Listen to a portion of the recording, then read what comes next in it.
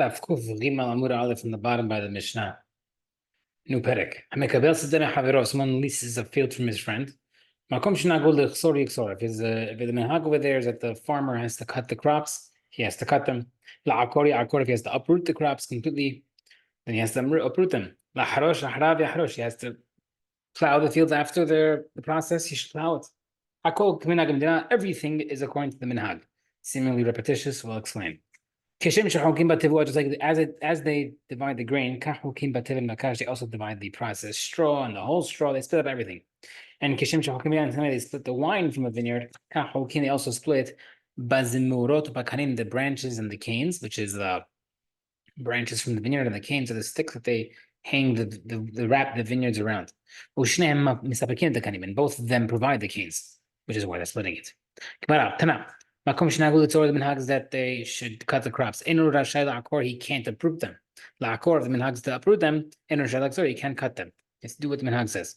And the farmer and the owner can block each other from doing the non-practice. So the Gemara says, the reason why if it's the minhag is to cut, he can't uproot them because the landowner can say, I want the stuff to stay there, to stay as fertilizer. And the other guy says, no, I don't want to uproot it. It's too hard. If that's why the reason for him not to unroot it. If it's minhag is to uproot it, you can't just cut it because the landowner says, I want my land to be fresh and newly cleaned. And the farmer can say, I want additional straw pieces as food for my animals. Then if that's the case, why does Mishnah say that you can stop each other? Pashut. The Gemara says, "My ta'am kamar." It's explaining the reasoning. My ta'am so that you can't deviate from the minhag. Because both of them have a reason to block the other against the minhag. Okay. Next part. If the minhag is the plow, you should plow. Pshita, of course. The Gemara says, the minhag is even necessary for a place where they don't usually weed the fields afterward while the crop is standing. But this guy weeded it. You might think, he can tell the owner, I already weeded it. I did it so I don't have to plow it afterward. All right, I already weeded it. Now I don't have to plow afterward. Therefore, the Mishnah teaches us he should have agreed to that condition before doing it. Next, says that the Mishnah says, everything according to the minhag. We just said that it goes by minhag. We have to say everything according to minhag. What are you including by saying all? Is including the following in the Braita. A place where it's customary to lease the trees along with the land, right? So you're leasing land A and there's fruit trees. So in minhag, where the trees are included in that lease, maskirin, then it's considered leased. If it's not minhag to include the trees, then it's not included. So this is the inclusion of the Mishnah. Gemara says, okay, that's minhag. That's the minhag. Gemara says, you might think only in the landowners in that place gives their land for the sharecropper for a third of the crop, right? So the sharecropper, the guy who's leasing, keeps 33% of the farm, and the owner keeps 66%. So, then the landowner gave the sharecropper for 25%, which is less. You might think the landlord could tell the guy, that which I gave less to you was because I thought you were not using the trees anymore, even though it's minhag, but I gave you less. He should have agreed to that condition from beforehand. In a place where it's not minhag to include the trees, you don't. Pshita, obvious.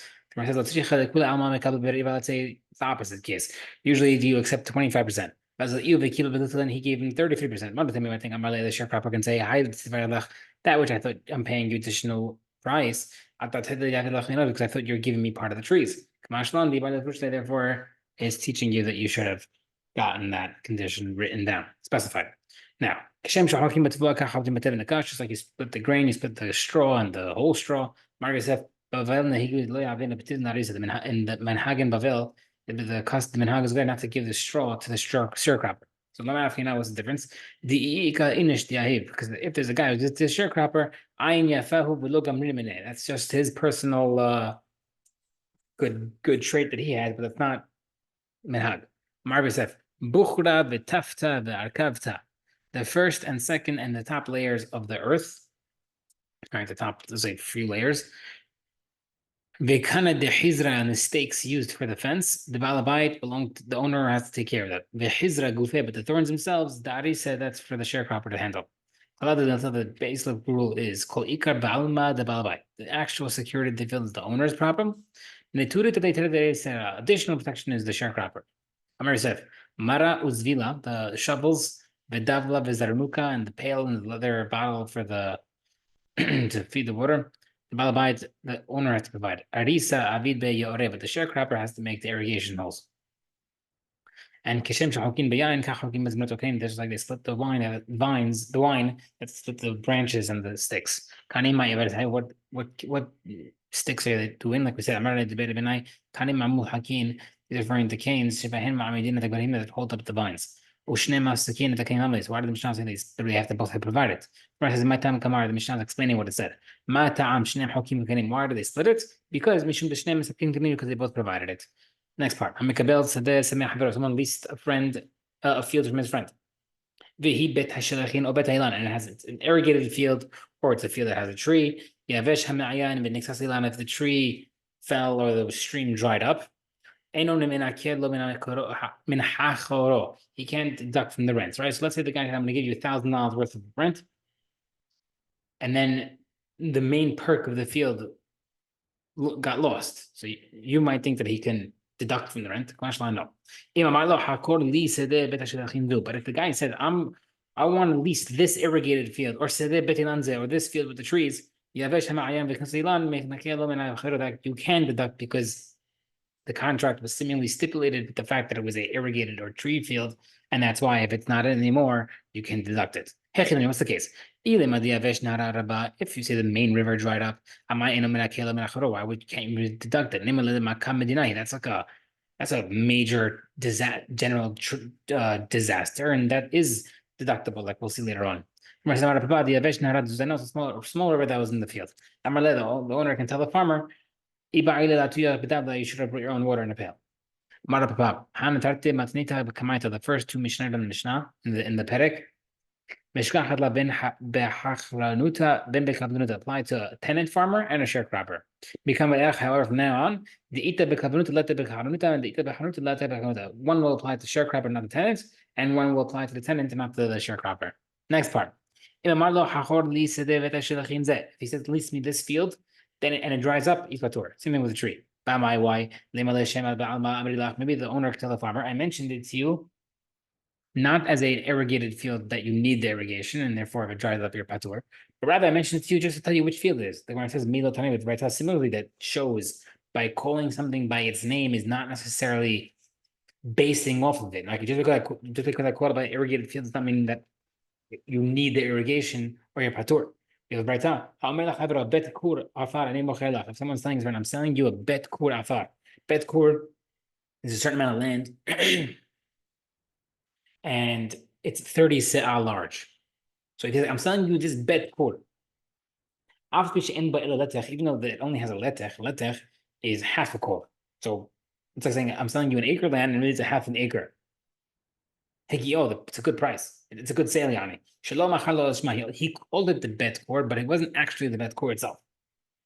That only applies that the property is called the bet kur field, even though it's bigger, it's smaller. There's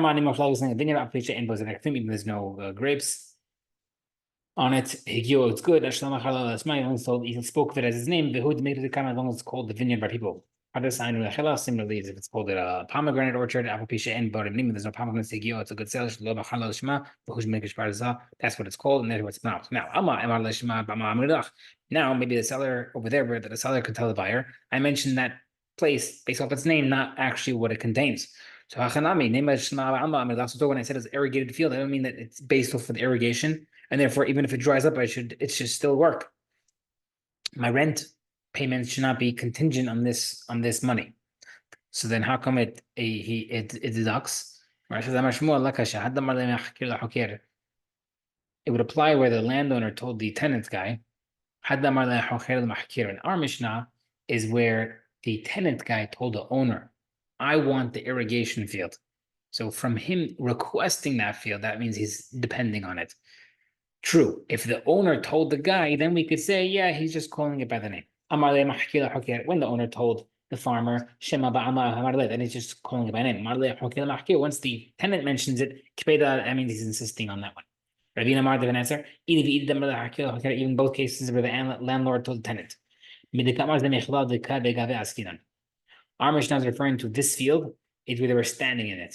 Beta Shilachin, mentioned irrigation. Must be the Beta Shilachin.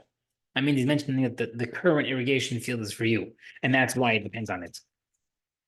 But if he mentioned it otherwise outside the field, that being inside, then the fact that he's mentioned the irrigation is not to teach you about the irrigation, but rather just to call it by which field it is.